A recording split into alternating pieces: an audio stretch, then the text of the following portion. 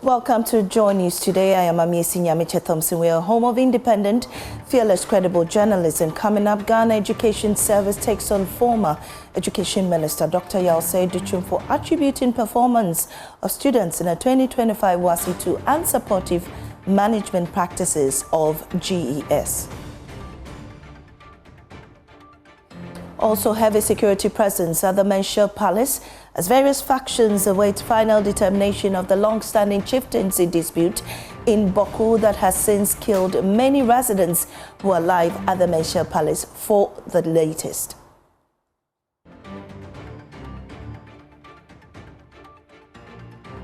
Also, barely 3 months after Gertrude Tokone was removed as Chief Justice, Presidency receives petitions for the removal of Special Prosecutor, Chairman of the Electoral Commission and her deputies.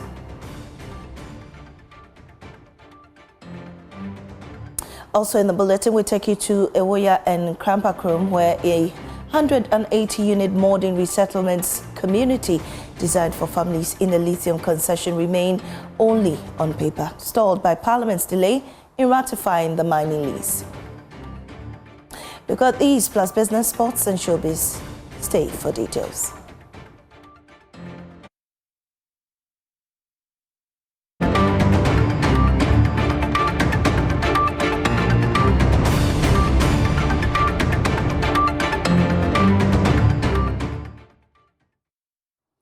Now, the Ghana Education Service says it will continue to work closely with all stakeholders, heads of schools, teachers, students, parents, communities, civil society, and the West Africa Examination Council to improve teaching and learning and the integrity of the exams.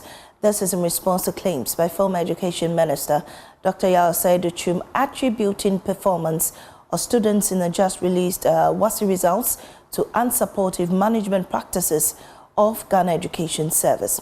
An analysis of the official data released shows that the percentage of candidates who failed core mathematics outright had only or nearly quadrupled, rising from 6.10% in 2024 to an alarming 26.77% in 2025. Similarly, the failure rate for social studies has almost tripled in a single year, from 9.55% in 2024 to 27.50% in 2025. More from the GES in a bit. First, here's what Dr. WASSCE Adutwum said. Dr. Cancer, NDC by Omanya Mwampala. Now you have a teacher for intervention grant allowance. Someone find the after school program. A day before school. No one from Mwampala. She said, now. Sa yeba foforo na wofo mo sika before say yeba no we ya wofo na wo sika no akotua for extra classes yeba na so da bi ye pese ohiani nso ebetra ono nko extra classes any etwa sika ma teachers e ma headmasters nya bi even cooks almost school nya bi so mo mfa mo ankwala no mo prepare mo for the exam and this for ba so mo ntua professional allowance o mo ntua and so in Koya, Ofa for Casa, a Nipa Nandia mathematics and Kunta, we Nipa Nandia Mubaku Enya F. Say, and not say as I say about never say we can do no. As I said, near that 12 months, near say woman, meaning said people in the Yanya market say Ghana versus other your mind, a MPP.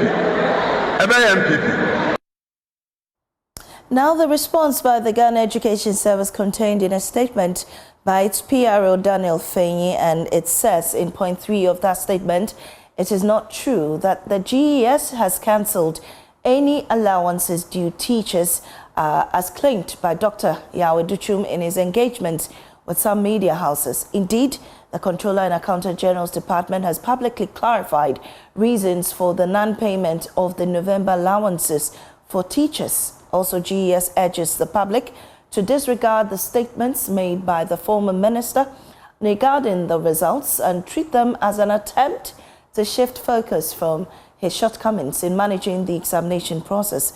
Also, he says management of GES views the results as a true reflection of academic performance of the candidates.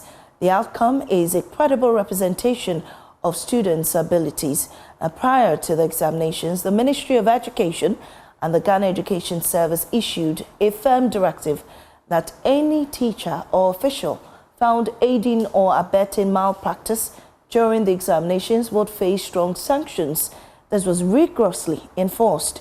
Now, the 2025 WASSCE was conducted under heightened invigilation, strengthened supervision, and strict adherence to examination protocols across all centers. And these measures significantly resulted in apprehension of some students and staff who would have engaged in malpractices. And it says that it is essential to appreciate that the outcome is a direct demonstration of the trend towards restoring integrity of the examination process. A credible examination system serves the best interests of students, our schools, and the nation. And that's the statement coming from the head of public relations at the Ghana Education Service. And it even says that as Ghana moves away from the Ghana-only WASSCE introduced under the previous administration to take the international WASSCE, written by all West African member countries in May-June 2026, management admonishes students to prepare very well for that. And also, it says GES will not compromise the integrity of the examination. GES will continue to work closely with all stakeholders to improve teaching and learning and the integrity of the exams. Meanwhile, some candidates in the recent WASSCE say though they prepared adequately for the exams, the questions were beyond their expectations. That was our first written paper, so there was some kind of tension and pressure when we were about to write it. Core maths was difficult, I won't lie. We have been solving past questions, but still, the core maths, I haven't even seen it before. So nobody really thought that like core maths questions would turn out that way in this WASSCE that we wrote.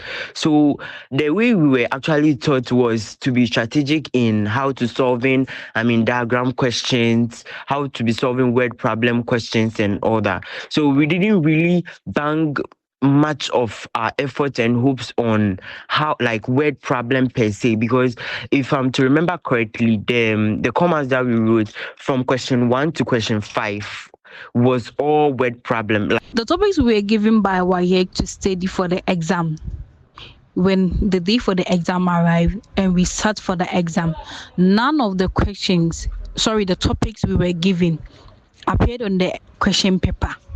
The WASSCE 2025 was quite interesting and shocking. Shocking in a way that a subject like maths per se, how we the students who wrote the exams is not how we have seen the results. Because although the maths were difficult, but we the students did something, we wrote something per se. But when the results came, most students got F9, and E8.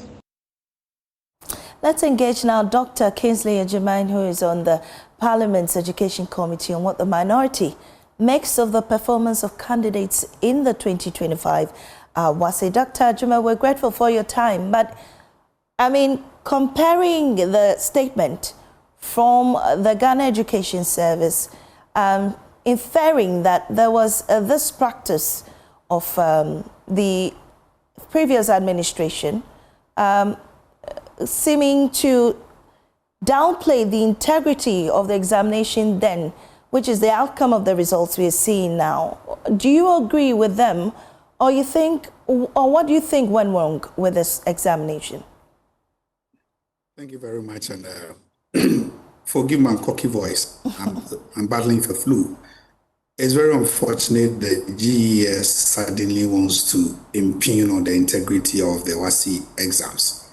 I'm not too sure GES has changed as an institution. It is the same GES. And for GES itself to impugn on the integrity of outcome of an examination is very, very disappointing. There's a need to strengthen institutions, and institutions should be able to go beyond the regimes. Very, very unfortunate. This statement ought not to have been released in the first place. Because as far as we are concerned, The integrity of the exams is very high. Is the GES suggesting to us for a moment that hitherto students were not failing exams? I mean, the integrity of WAEC exams has always been a top notch.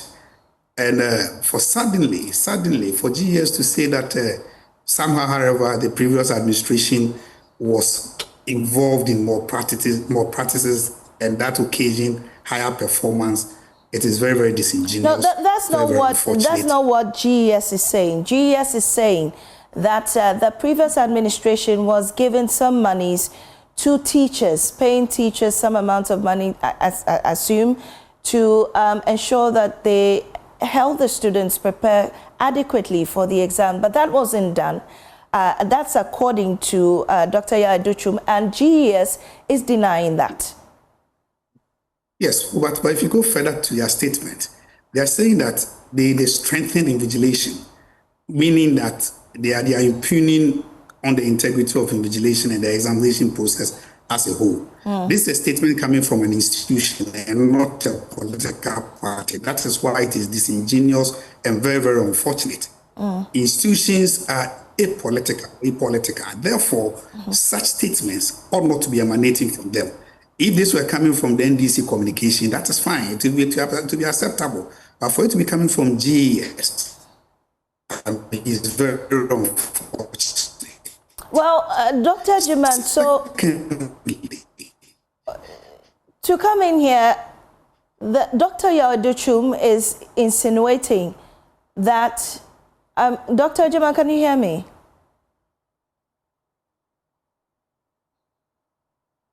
We're still trying to establish contact with Dr. Kingsley Jiman, who is on the Education Committee in Parliament, trying to respond to issues that are emanating from the yes.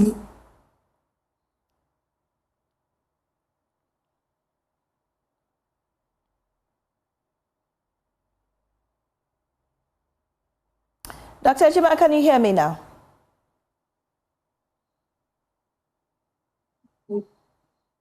I can hear you. Great. We lost you there. I was asking now that Dr. Adutwum is insinuating that the certain management practices that is not being continued by this administration is contributing to the current bad results.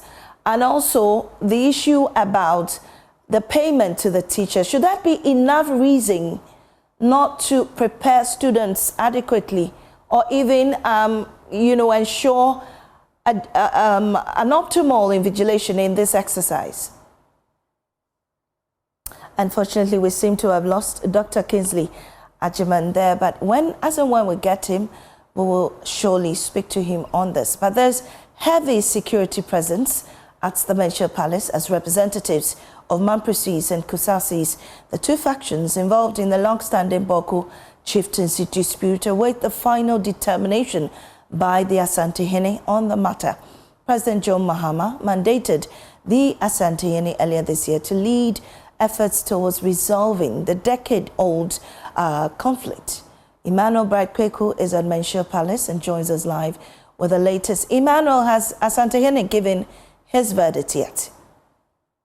At the Menchir Palace, specifically at the Otumfo to the second hall that was newly constructed, and we are expecting that the two factions that is involved in the Bawku conflict, they are awaiting the final determination of the Asante-Hene. He was dedicated by the president to lead mediation efforts in this long-standing feud that has occurred and resulted in loss of lives in Bawku and its environs. And so we are currently here at the Menchir Palace. We've had the first faction join in, have entered to the premises of the Otumfo Osei-Tutu, the second hall. And so as you can see on your screens are some of the vehicles that are currently arriving here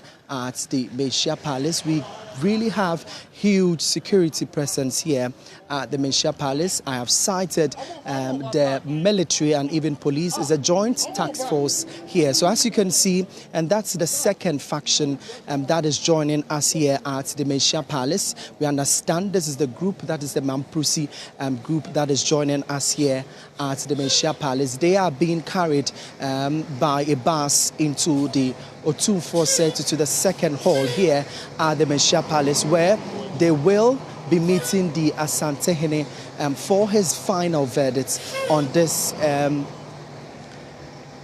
incident or this conflict that has resulted in the loss of lives in Bawku between the Mamprusis and Kusasis in the northern part of the country. And so this is the live coverage of events here at the Menchia Palace. In fact, for the two factions that are here, they are hoping that a peaceful resolution will come out from today's negotiations or today's final verdict with the Asantehene. And so we know that the Asantehene started with the mediation talks somewhere in April. That's when he started mediation talks. On the 28th to the 30th of April, that is when he started mediation talks here at the Menchia Palace between the two factions, that's the Mampusis and Kusasis. And so that's the second group that is just arriving. Already we've had the Mampusi and the Kusasi group arrived here at the Menchia Palace, and in fact, and so that is currently what is happening here at the Menchia Palace. We are trying efforts to go into but the security interventions here, and so still we are still here at the Menchia Palace, the Otumfuo, the second hall. In fact, that is the currently. We also having some dignitaries arrive here, and so we've had the Mamprusi delegation. So as you can see in your shots, that's a member of the Mamprusi delegation arriving here at the Otumfuo Osei to the second hall, and these are the delegations that will be meeting the Asantehene. Already, we've also had the delegation from the Kusasi group also join us here. We understand that the Bokonaba is currently here at the Menchia Palace. That's Zurang Asrig Abu Azoka, who is the Bokonaba. We also have the MP for Garu also here, Naba Winsom here. We also have the Member of Parliament for Zibila, also the Binduru MP also here, and some former members of Parliament. They are part of the Kusasi faction. And so this is the live coverage here at the Menchia Palace. We are having currently the first group the second group, that's the Mampusi group, arrive here at the Menchia Palace. And so for many of the people that are here, they are hoping that a peaceful resolution would come out of today's verdict from the Asantehene Otumfuo said to the second. So far, we are hoping that by the end of the day, the Asantehene will give his final verdict, but just here is just the arrival of the two groups that are currently here at the Menchia Palace over here. And so they are trying their best. So as you can see, some of the delegation from the Mampusi group, they are the ones dropping off or alighting from the bus to the Otumfuo Osei to the second hall here at the Menchia Palace. Already we had the negotiations. Emmanuel Brad Kweko reporting there from the Menchia Palace on the update of that Bawku mediation with a high-stakes meeting between the various factions and other dignitaries. Well, we go back to our first story and engage Dr. Kingsley Ajiman on the WASSCE results. Doctor, so we lost you there briefly, but I was asking, Dr. Adutwum has raised some concerns with the Ghana Education Service, insisting that certain managerial practices weren't, continued, which he was doing before he left office. I am asking now, should that be, motivation for the teachers not to perform their best because they haven't received payments due them? Okay, thank you very much, and I'm happy to be back. So before I come to what you just said, just a quick wrap up of what we were talking about, the integrity as being impugned by the GES. If you refer to their points 6, 7, and 8, it points to it that they are trying to impugn on the integrity of the examination, which for me, I said is very, very disingenuous. Now, the impact of motivation on outcomes is well documented in literature. I mean, if it was something that was being done and it had not been done and we are getting a different result, I mean, it's not too far-fetched to conclude that it was because of the exclusion of that motivation that's as a result of the kind of outcome that we are seeing. I'm not sure what the former minister said is out of place, unless, of course, the GES is able to issue a superior empirical evidence because a motivation has been withdrawn, as put across by the former minister, and based on that, we have had a result that was not the expectation of every reasonable person. So it's just logical to conclude if A is B and B is C, then you can conclude that A is C. But Doc, so, I mean, if teachers are being paid to teach students and their salaries are not being taken away from them or not being delayed, should that not actually, the performance of the students actually, boost their criteria as teachers, their ingenuity, If this is taken away, what else? I mean, it becomes imperative that the teachers are not committed to ensuring that these children pass the examinations. We are referring from a man who has been at the Ministry of Education for 8 years. 4 years as deputy and 4 years as a substantive minister. Definitely has a great learning curve. And if he has put out that as a result of the withdrawal of that allowance, it has impacted on the outcome of our students. I'm sure it is just proper that we go back to find out why the allowances were withdrawn and an immediate restoration to give us a result that we are expecting or will be expecting in the future. All right. Because, I mean, the leadership of the Ministry of Education have not even done 2 years. So why have they withdrawn a motivation from the teachers? Like I said earlier, I mean, motivation and performance is well documented because there's a nexus between motivation and performance. This is a pure scientific study. So why have they withdrawn the motivation?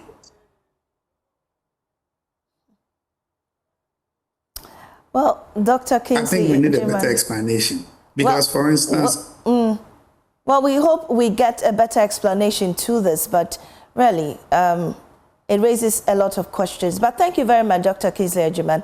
He's Member of Parliament on the Education Committee.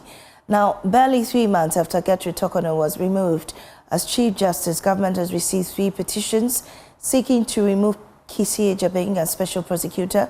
There are also 7 petitions for the removal of Jean Mensah as Chairperson of the Electoral Commission, together with her 2 deputies. These petitions have been forwarded to the Chief Justice, Bawku body, and an 880-unit modern housing project designed to resettle the people of Ewoya and Krampakrom remains on paper stalled by Parliament's delay in ratifying Ghana's first lithium mining lease. But we'll come back to that story, and we know that these petitions seeking to remove the Electoral Commission and also the SP, the Electoral Commission Chair, Jean Mensah, and the SP from office have been forwarded to Chief Justice Paul Bafuboni for further, work to be done on that. We'll come back to the story and get details on that, but an 880-unit modern housing project designed to resettle the people of Ewoya and Krampakrom remains on paper stalled by Parliament's delay in ratifying Ghana's first lithium mining lease. For 2 years, residents have lived under a stop work order, unable to build, cultivate new lands or plan their futures, while the fully designed new township, complete with homes, schools and social amenities, sits untouched. Emmanuel Jivenu has more in this week's episode of Hope and Pause, the Lithium Promise. Abba Yamiati cooks on the clay stove in the middle of her compound, something she has done for years. 2 years ago, officials came and measured everything she owned, her rooms, farmlands, and placed a moratorium on all new developments in Krampakrom.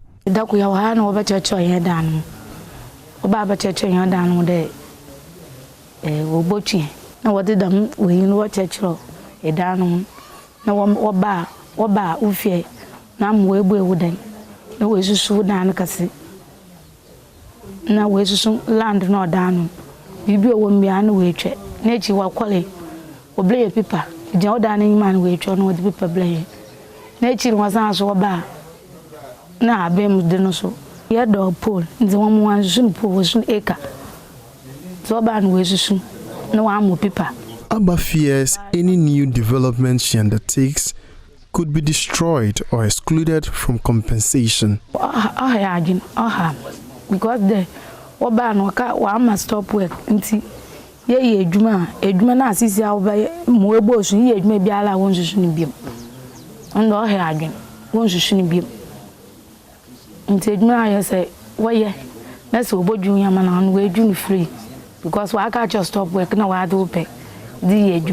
She has heard the rumors, prices of lithium collapsing, government renegotiating the deal, but her worry is simpler than global markets. I'm at the need to phone work at the Buna Wojin, a dollars akufumu, Senutrum Nakufumu.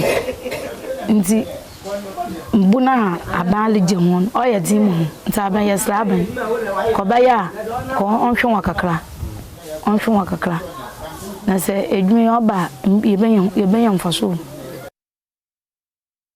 Ewoya is one of the communities earmarked for resettlement.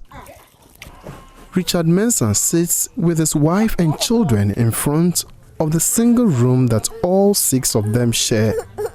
A weak aging structure meant to be temporary.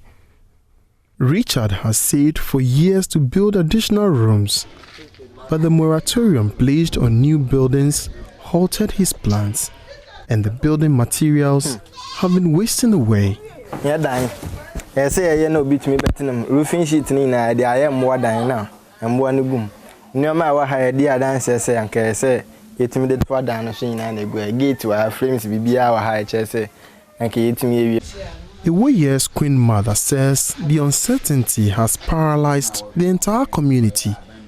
No one is building, no one is improving their farms, and key services the projects promised, including a new school, remain on paper.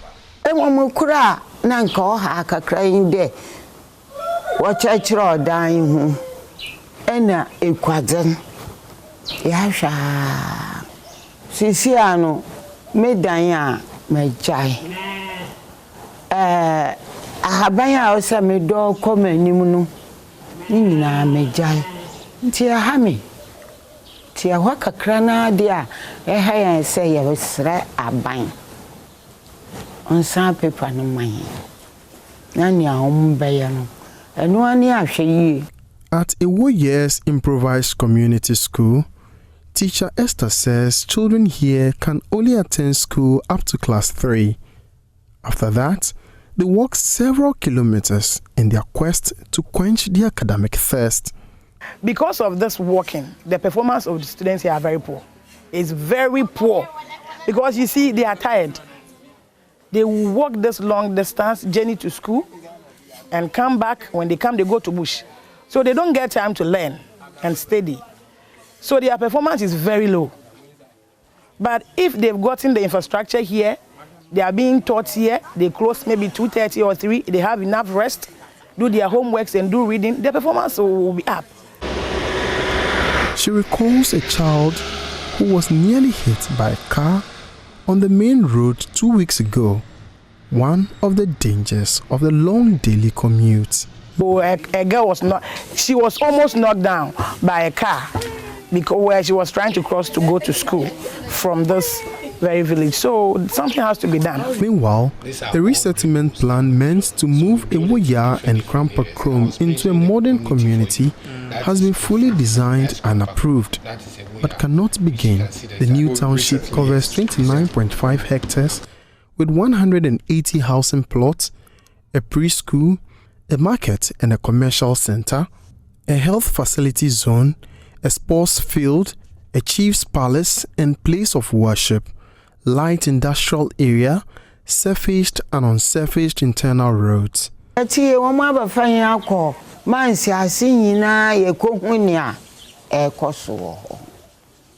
This is what residents were shown. This was what they were prepared for. But the entire plan depends on Parliament ratifying the mining lease. We took advantage of, at the time, the high lithium prices of 3,000 to, for example, move beyond the...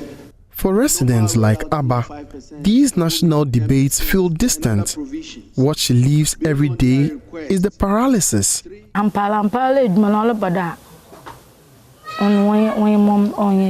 fast because I could do one but the one ne obeboju egu bodu mi bu boju egu awon to kaade ti mo musa aba onu nyim na wode wo lokọ baby ti kwa baka ka yedi mo 110. 2 years after being told not to cultivate new farmlands, not to build, and not to improve their homes, the people of Ewoya and Krampakrom remain stuck between relocation and reality. A modern township has been designed for them, but they cannot see it. Their current communities cannot progress, and until Parliament makes a decision on the Ewoya Lithium project, their lives remain paused. Nojivanu, Joy News, Central Region. This is Joy News Today. We break, we return with business.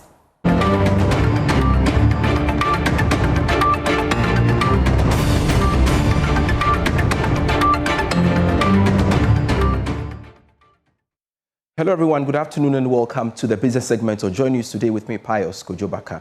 EU Representative Clement Beckers has expressed strong appreciation for Ghana's business potential, highlighting companies that are expanding their facilities, increasing exports and developing innovative biotech products. He made the remarks while touring local businesses with the Chamber of Commerce, an engagement that forms part of the EU-funded Green Growth Project. More in this report. The last quarter of the year, what we are doing is to make sure that we increase compliance. Compliance, in the first place, we are looking at those who owe us. We are embarking on a debt. The Green Growth Ghana project is an initiative by the Ghana National Chamber of Commerce and Industry with EU support focusing on empowering women and youth in Ghana's Upper West, Upper East and Northern regions through Green and Circular Economy Initiative. The project provides training, funding, and mentorship to small-scale green businesses. The team's visit to the region was aimed to offer them an insight into the operations of supported companies. Speaking in an interview with Joy Business, the EU representative Clement Becker said he sees huge potential in small-scale businesses and believes it can drive economic growth. We perceive a lot of potential here in Ghana. We met a lot of entrepreneurs and very talented workforce that is eager to make better use of their capacities and talents to propel the economy, and so we see there's a great potential for a more sustainable economy here in Ghana. At Ant Hill Investment, the CEO, Winnie Amin, said they are building a meat processing center that can slaughter up to 100 cows a day when completed in January. We are building the facility with the capacity to slaughter 100 cattle a day, but we will start from 1 until we get there. We hope the market will be good so that we will get to that capacity. We are planning by January, the first week of January, our product should be in the market. That is the target that we have for now. The team also visited Kudos Technology, where they produce eco-friendly sanitary pads from banana and plantain fibers. Co-founder Mubarakatu Umar Farouk said they are currently supplying northern Ghana, but plan to expand. We have been able to produce enough pads to support specific communities in the northern region, the upper east region, and the upper west region. Currently, our project, which is the pad banks, have been installed in senior high schools in these 3 northern regions, and we hope to expand and get more visibility of our project. The team also visited the Northern Regional Coordinating Council. The National Treasurer of the Ghana National Chamber of Commerce and Industry, Kabote Caesar, said they cannot achieve the objective of the project without engaging their stakeholders. But we cannot fully achieve all these without meeting our stakeholders, and the Regional Coordinating Council is the biggest stakeholder in the way of creating the enabling environment and also collaborating with us to drawing our attention to areas of need and how we can leverage the program activities to support the not underserved per se, but the disadvantaged. The Ghana Revenue Authority has begun processes to retrieve all outstanding taxes owed to the state through a debt recovery drive. The initiative is targeting retailers and all businesses in the value-added tax regime and other forms of taxes. Commissioner of Domestic Tax Division at the Ghana Revenue Authority, Dr. Martin Kulbilyam Bogaji, explained to Joy Business that the move is aimed at improving tax compliance. Last quarter of the year, what we are doing is to make sure that we increase compliance. Compliance, in the first place, we are looking at those who owe us. We are embarking on a debt recovery strategy to make sure that all persons who owe the Ghana Revenue Authority, they pay. And then particularly, we are also enforcing compliance in terms of VAT, that value-added tax. By law, all those who are registered to collect tax on behalf of government, they are required to issue VAT invoices when they are making supplies and then account for the money at the end of the year. But we'll notice that there are some people who do not issue the invoices, even though they would have collected a tax from the consumer. So what we are going to do is that we have what we call invoice invigilation. Basically, we go around some of the traders to find out whether they are complying with the law. So what I want to say here is that we're encouraging every taxpayer, especially VAT traders. And that's it for business. I am Pius Kojobaka. Sports is next.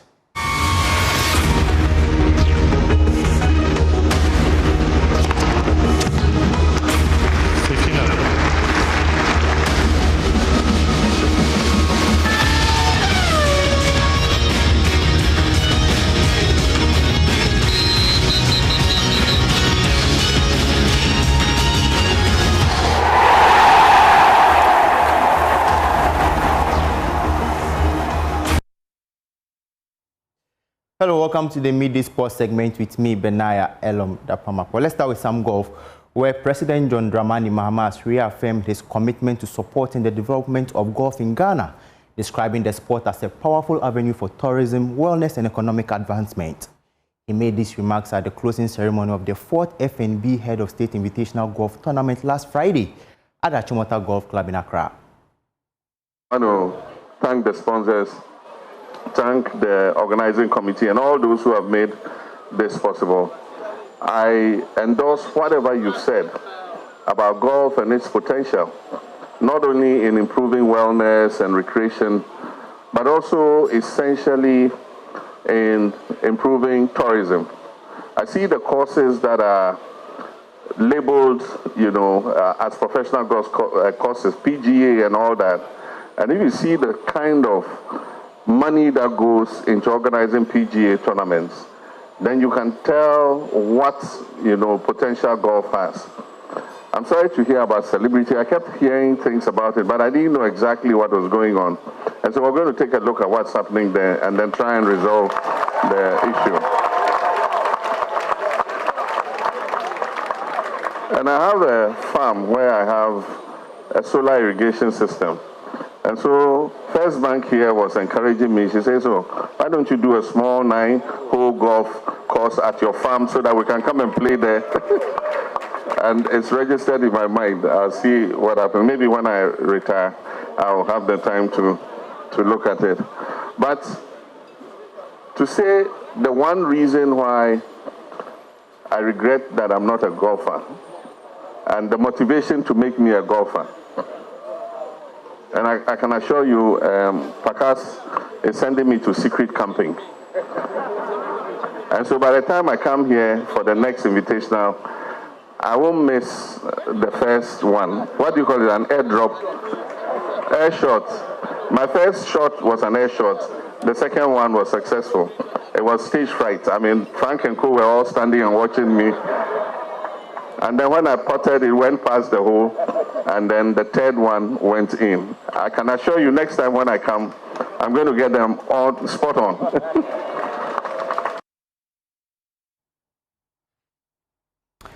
Accra Suffolk defeated Vision FC 1-0 in the Ghana Premier League on Saturday, with Mao Liwayo's first half strike ending their 3-match winless run. Head coach Didi Dramani has highlighted the importance of returning to winning ways and believes it is a boost to them. One thing was that it was so key that we needed to bounce back into winning ways, and so irrespective of where we're playing, it doesn't matter. What is important is that we needed to change, the trend of doing things rightly and then still not getting the outcomes. And so I think that fundamentally it was just to bounce back from our drawing ways, losing ways and then into drawing ways and then back to winning ways. Everyone has the right to his opinion, and I think that we need to just continue to improve. I've always said it, that there are so many things that we need to keep improving in my team, and we are progressing, and then once you are improving and then you are progressing, you develop, and so we will not stop training and we will not stop. The only aspect that we will not stop doing is trying at all times. We will continue to try and we will continue to have belief in what we have and keep working in training. You'll be fine. Once you are creating, there's the possibility that your conversion rate will improve. And that's it for the sports segment with me, Benaya Elom Dakpamakwa. For more stories, you can log on to myjohnline.com. Up next is Showbiz.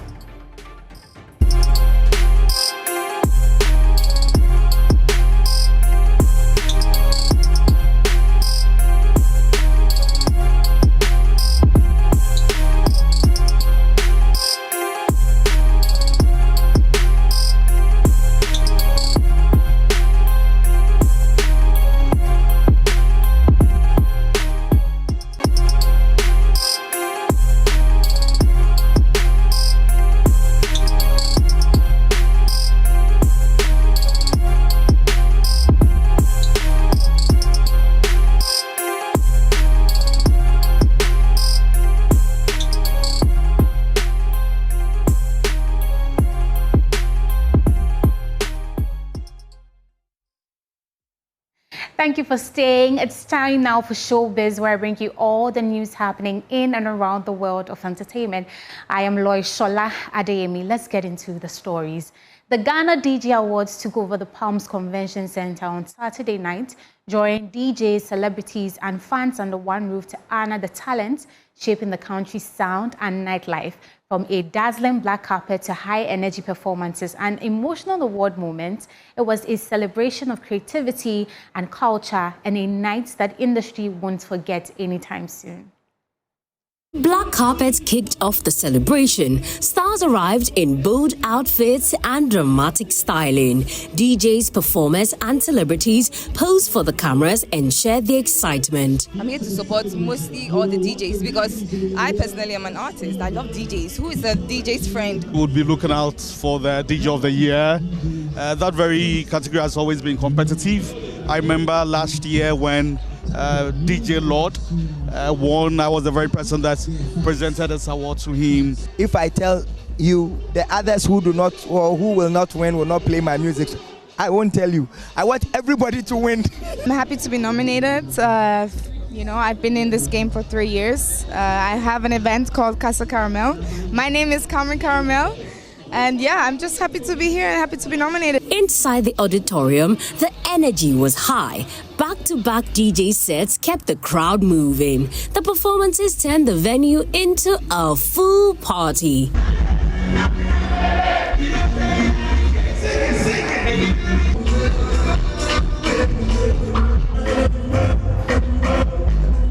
One of the biggest moments of the night came with a tribute. Broadcasting icon Doreen Ando received the Lifetime Achievement Award. The hall erupted in applause as she was honored for decades of service and influence. I'm totally elated and I'm grateful to Guinness Ghana DJ Awards for this recognition. Hey, we thank God for how far He's brought us. And I thank each and every one for being a part of this journey because without you guys who listen, I couldn't have come this far. So thank you, but hey, I'll take the fans, but I'll give the praise to God because He deserves it. Then came the major announcement. The coveted DJ of the Year award went to DJ Sly King. The audience rose to their feet as he accepted the top honor of the night.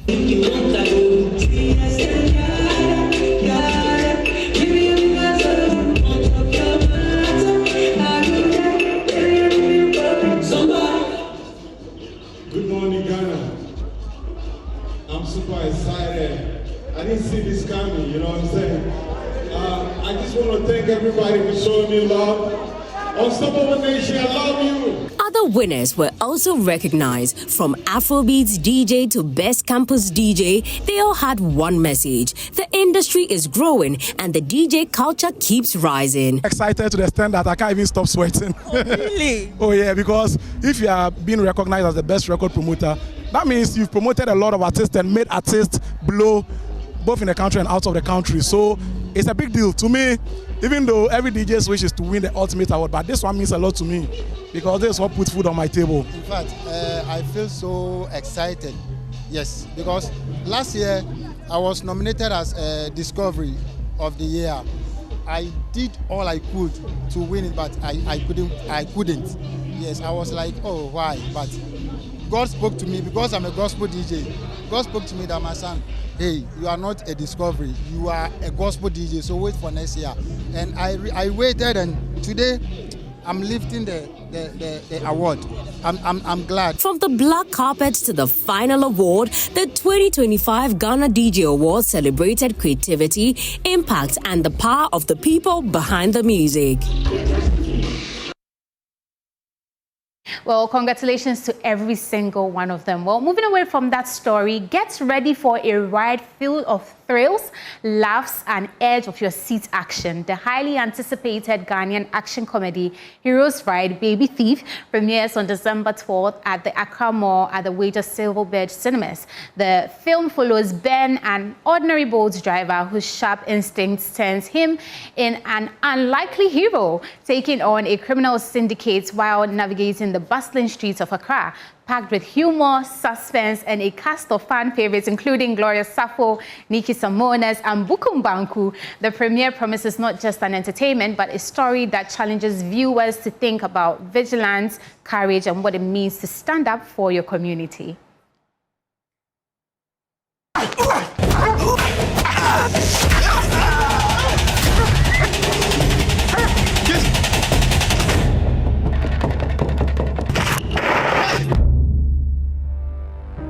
Where is my baby? Authorities are on high alert as reports of child abductions continue to rise across the city. Oh, no! Parents are warned to stay vigilant as the syndicate behind these crimes remains at large.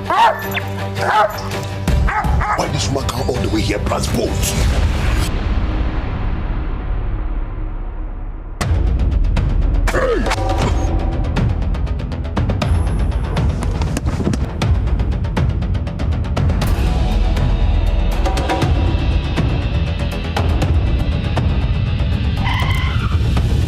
Handcuff him. Doctor, how can I...